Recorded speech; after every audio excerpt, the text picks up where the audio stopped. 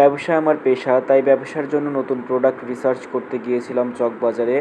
চকবাজারে পাইকারি দামে মোটামুটি সকল ধরনের পণ্য পাওয়া যায়, তবে অবশ্যই দেখে কিনতে হবে।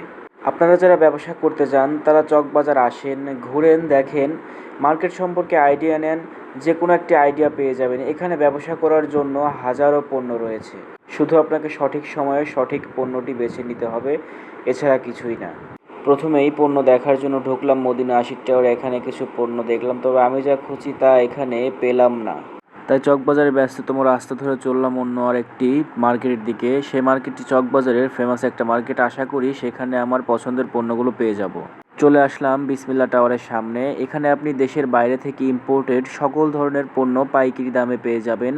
যারা একটু ইউনিক প্রোডাক্ট নিয়ে ব্যবসা করতে চান তারা এই মার্কেটটা ভিজিট করে দেখতে পারেন।